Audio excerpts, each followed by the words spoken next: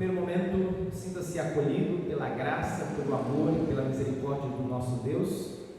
A minha oração a Deus é que, através deste momento, a palavra de Deus encontre um coração que está ansioso por recebê-la e também necessitado. Que o Espírito Santo de Deus nos auxilie a conduzir esse momento de maneira a trazer consolo e paz ao seu coração. O texto que nós queremos meditar nesta manhã, neste dia, é o texto de Mateus capítulo 15, versículos 21 até o versículo 28. Nós não vamos fazer a leitura desse texto nesse momento, mas na sua casa acompanhe na sua Bíblia, Mateus capítulo 15, versículos 21 até o versículo 28. Esse texto narra sobre a mulher cananeia, texto da mulher cananeia do Evangelho. Eu começo fazendo essa breve meditação e reflexão na palavra do nosso Deus. Eu começo com uma pergunta: você, em algum momento da sua vida, você já foi rejeitado ou rejeitado? Pare para pensar. E eu coloco que isso é algo que a gente não consegue evitar. Tem como lidar. E por que não tem como evitar?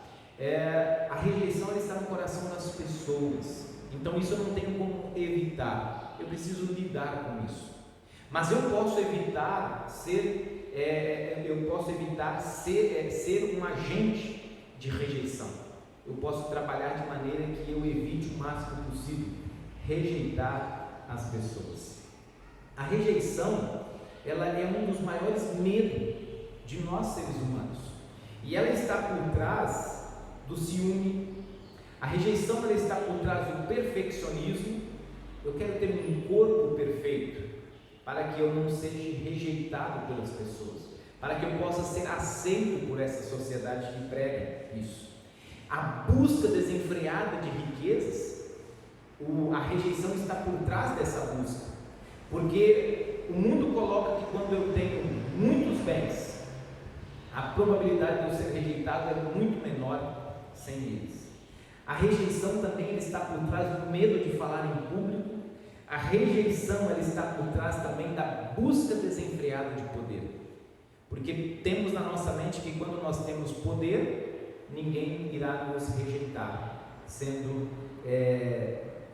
tendo poder em nossas mãos. E a rejeição então ela envolve três palavras que a gente ouve muito: racismo, preconceito e discriminação. E muitas das vezes nós ouvimos essas três palavras usadas como sinônimos, e na verdade elas têm algo diferente uma das outras. E aí eu coloco, abrindo um parênteses, eu gosto da definição de racismo, que é uma crença de que existe uma hierarquia entre as diferentes raças, ou seja, existem raças superiores e raças inferiores. E enfatizo que é uma crença, está aqui na nossa mente. O preconceito é uma opinião que você forma a partir daquilo que você pensa, daquilo que você acha, de pessoas, de determinados grupos. E o preconceito também ele está na nossa mente, ele é algo que está na nossa cabeça. E a discriminação é a ação, é aquilo que sai para fora, é a ação de discriminar preconceituosamente ou discriminação racista. Por exemplo, você pode ser uma pessoa racista, crer que a sua raça é superior às demais raças, tá? Você pode ser preconceituoso, mas você nunca discriminou ninguém. Isso está apenas na sua mente. A partir do momento que você diz assim: aqui em casa só entra pessoas amarelas, então essa é uma atitude, essa é uma discriminação racista. Você colocou em prática aquilo que você estava na sua mente. Dito isso, eu coloco que o Evangelho de hoje então ele envolve racismo, preconceito e discriminação. E a setinha que eu coloco ali é porque isso nasce, né? Isso está no ser humano, vem de nós, tá? Nós seres humanos. Contrapondo a setinha de baixo para cima, a setinha de cima para baixo. O Evangelho também envolve aceitação, o Evangelho também envolve amor, o Evangelho de hoje também envolve fé. Isso vem da parte de Deus até nós. O contexto do nosso texto, como eu disse, é um contexto de rejeição. O que estava acontecendo naquele contexto é rejeição. E de imediato eu já quero dizer para vocês que não da parte de Jesus Cristo, tá? Não da parte de Jesus Cristo. Quando o pastor Jadir entrou em contato comigo, pedindo para eu fazer uma mensagem, me fazendo um convite, e quando eu fui ler o Evangelho, eu confesso para vocês que eu tive um certo preconceito com respeito a esse texto. Eu disse, mas esse texto onde Jesus chama a mulher de cachorrinha, do que eu vou falar sobre esse texto? E parece que Jesus é quem era o agente da discriminação, mas de imediato eu já digo que não é. E depois no final nós vamos perceber algo bastante diferente daquilo que nós temos em nossa mente. O contexto anterior a esse texto, e aí eu destaco Mateus capítulo 13, versículos 54 até o versículo 59, a Bíblia Ara, que é a que eu estou usando, já no título desse texto lá de Mateus 13, 54 até o 58, diz assim: Jesus prega em Nazaré e é rejeitado pelos seus. Jesus estava pregando na sinagoga, na sua casa do povo judeu, e no versículo 57 diz que escandalizavam-se nele, ou seja, não acreditavam no que ele estava dizendo. E no versículo 58 diz: não fez ali muitos milagres por causa da incredulidade deles. E Marcos capítulo 6, que também registra esse texto, diz assim: admirou-se da incredulidade deles, ou seja, Jesus se admirou da incredulidade do seu povo, do povo judeu. Mateus capítulo 15, anterior ao nosso texto, versículos 1 e 2, Jesus ensinando, e de repente os anciãos e os sacerdotes começaram a discriminar Jesus, a rejeitar Jesus, dizendo que Jesus e os seus discípulos comiam sem lavar as mãos, transgredindo uma lei de Moisés. E no versículo 7 e 9, então Jesus, ao seu povo, ele diz: hipócritas, falsos, bem profetizou o profeta Isaías, dizendo: este povo honra-me com os lábios, mas o seu coração está longe de mim, e em vão me adora, ensinando doutrinas que são preceitos de homens. Jesus fala sobre a verdadeira adoração. O Evangelho de hoje fala de rejeição? Sim. Mateus capítulo 15 anterior também. Mas o rejeitado aqui é o próprio Senhor Jesus Cristo. O texto fala de rejeição, e o rejeitado aqui é Jesus Cristo, rejeitado pelo seu próprio povo. E o texto do Evangelho de hoje, Mateus capítulo 15, versículos 21 até versículo 28, diz assim, versículo 21, partindo Jesus dali. E por que diz isso? Partindo Jesus daquela situação. Que situação é essa? Situação de rejeição pelos seus. Colocaram em xeque a sua autoridade de filho de Deus, de Messias prometido, de filho enviado por Deus para salvar esse mundo. E Jesus, então, diante dessa rejeição por parte do seu povo, Jesus então sai para uma região para a região de Tiro e também a região de Sidom. O Evangelho de Marcos, capítulo 7, que também registra esse texto, fala que Jesus, Marcos 7, 24 a 30, Jesus ele meio que se escondeu em uma casa, lá na região de Tiro e Sidom. E isso é normal quando nós sentimos ou sofremos qualquer tipo de rejeição, a vontade, a intenção de se esconder, de se isolar por um momento para pensar nisso. Foi isso que Jesus então fez depois de ser rejeitado pelos seus. Um outro contexto que é importante entendermos para compreendermos o nosso texto é cão no Novo Testamento. O cão ele não tinha o mesmo conceito que nós temos hoje. Essa é uma expressão moderna. O cachorro é o melhor amigo do homem. Isso no Novo Testamento não havia.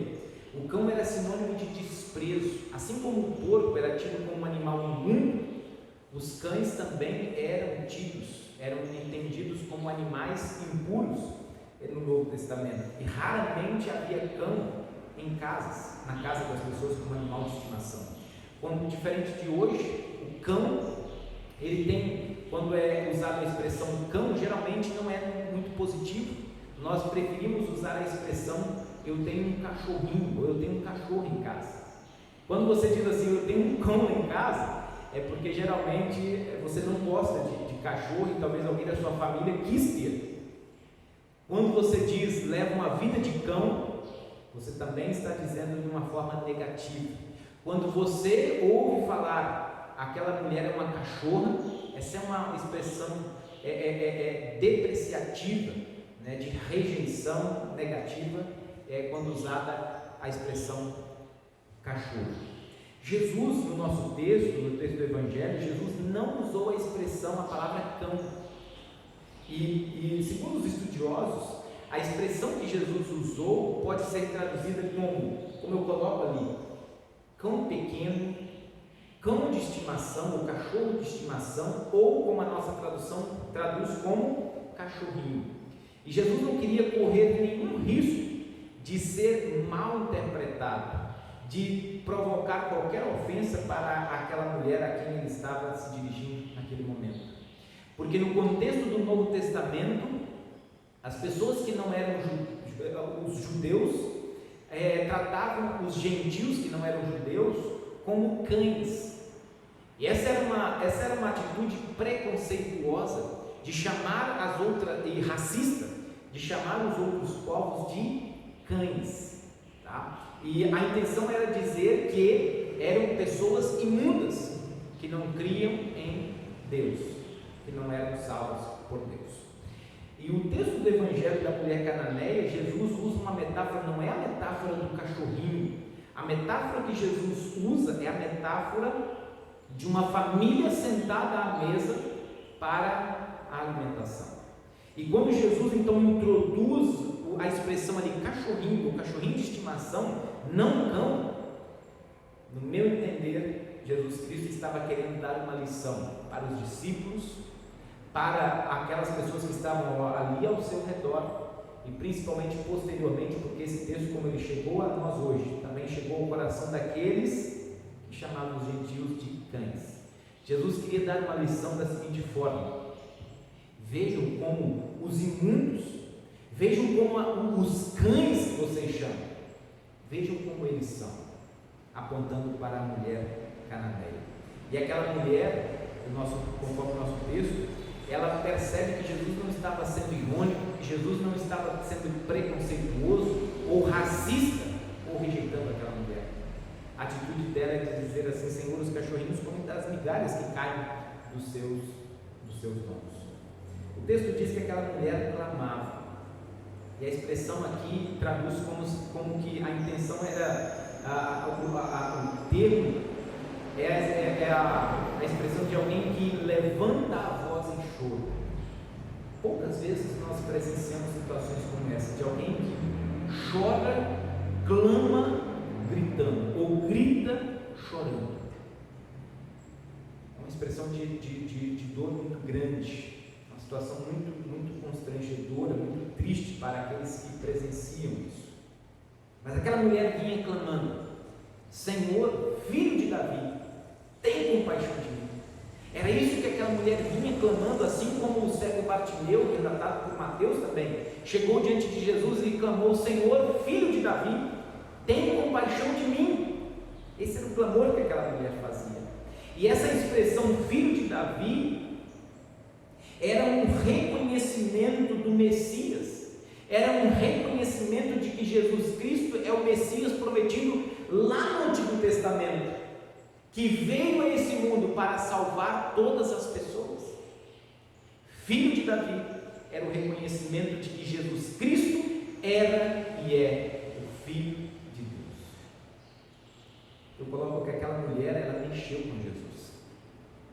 E sabe qual foi a atitude de Jesus Cristo diante da súplica daquela mulher, do clamor, do choro clamando, do clamor, chorando daquela mulher, porque a sua filha estava endemoniada. Sabe qual foi a atitude de Jesus? O texto bíblico diz: ele, porém, não respondeu palavra. A atitude de Jesus Cristo diante daquela situação foi de silêncio. E quando estava meditando sobre esse texto, eu logo lembrei: isso te lembra alguma coisa? Quando nós clamamos a Deus, a sensação que nós temos é de que Deus ele fica em silêncio. Mas esse silêncio de Deus diante do nosso clamor, ele é providencial. É Deus trabalhando para pensar no que Ele vai fazer, em qual será a atitude para conosco.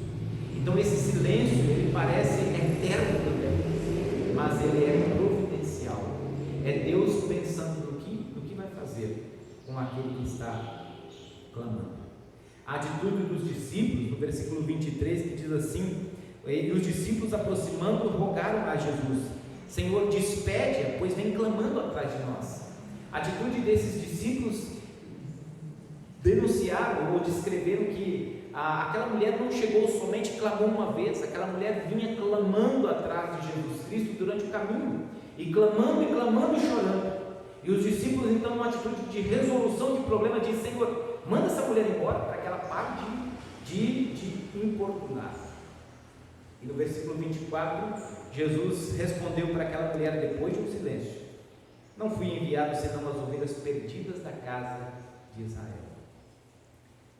E no versículo então 25, ela, porém, veio e o adorou, dizendo: Senhor, socorre.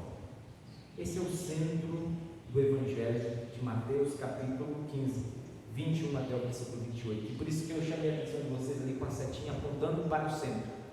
Aquela mulher, depois de Jesus dizer assim: olha, fui enviado para as ovelhas perdidas da casa de Israel. Aquela mulher se prostra diante de Jesus e diz: Senhor, socorre. Uma outra tradução possível é: Senhor, salva.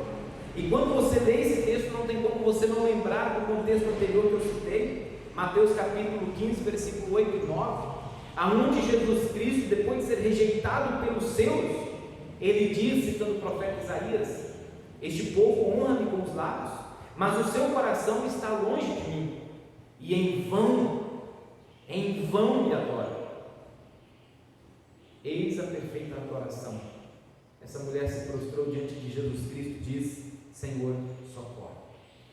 Aquela mulher cananeia, chamada, caracterizada pelas pessoas, ou preconceituosamente chamada de uma atitude racista, de cães, os gentios.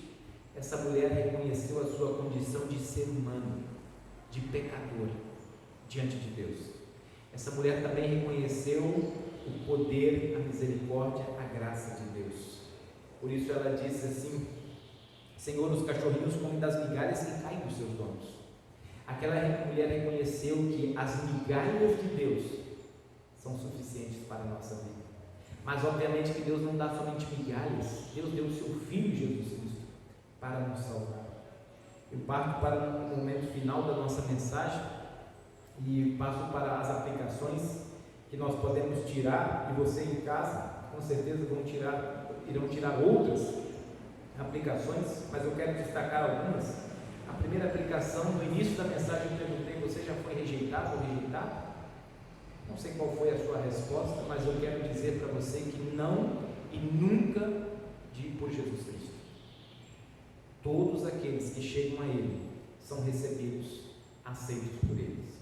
A segunda aplicação que nós podemos tirar desse texto é: aonde nos leva a nossa fé?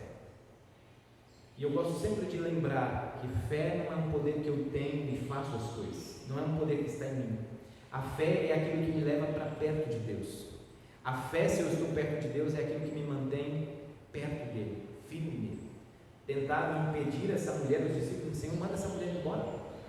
Mas a fé dela levou ela para perto de Jesus Cristo. O poder de curar não estava nela, o poder de curar estava em Jesus Cristo. Assim, a nossa fé, ela nos leva para perto de Deus, e principalmente nos momentos difíceis da nossa vida. E o poder de curar, o poder de salvar, o poder de libertar não está em nós, está em Deus. A minha fé me leva para perto dele. Se eu estou perto dele, a minha fé me mantém perto dele. Em terceiro lugar, esse texto também nos ensina que Deus muda os seus planos. Deus muda os seus planos. A intenção de Jesus Cristo era ir para um lugar na região de Tiro e Sidom e ficar quietinho lá, sem ser incomodado por ninguém. Mas essa mulher aparece e muda toda a história. O clamor, a súplica dessa mulher, a atitude dessa mulher faz com que Deus mude os seus planos. Nós cremos num Deus onipotente e onisciente, mas eu preciso lembrar que Deus muda os seus planos para o nosso favor, quando nós suplicamos, como nós chegamos diante dele, como fez aquela mulher. Em quarto lugar, eu destaco o poder da oração. O poder da oração. E eu vou dar duas dicas para vocês, duas sugestões que é do nosso texto. A primeira sugestão de oração, principalmente em momentos difíceis da vida: Senhor, filho de Davi, tem compaixão de mim. E a segunda sugestão é: Senhor, socorre. Senhor, salva. Em momentos difíceis, use essas orações, fale sim com Deus. E por último, onde buscar socorro? Quando nós temos um filho, talvez uma das situações mais difíceis da vida é ter um filho enfermo, um filho doente. E a tentação de buscar em outros lugares que não seja na medicina e também em Deus, ou principalmente em Deus, é muito grande. Essa mulher nos ensinou a buscar naquele que pode nos ajudar, em Jesus Cristo. Em qualquer circunstância da vida, busque em primeiro lugar a Cristo Jesus, o nosso Salvador. Poucos ouviram as palavras: grande é a tua fé. Aquela mulher, assim como o cego Bartimeu, cego, mendigo e outros mais, ouviram da boca de Jesus: a tua fé te salvou. E interessante que o protagonista de toda a história foi Jesus Cristo. É ele quem recebeu aquela mulher que era rejeitada, e ele também foi rejeitado. Foi Jesus Cristo quem acolheu aquela mulher, foi Jesus Cristo quem livrou a sua filha, e no final Jesus Cristo diz: grande é a tua fé. Meus irmãos e irmãs, num Deus como esse vale a pena confiar, vale a pena depositar a nossa fé.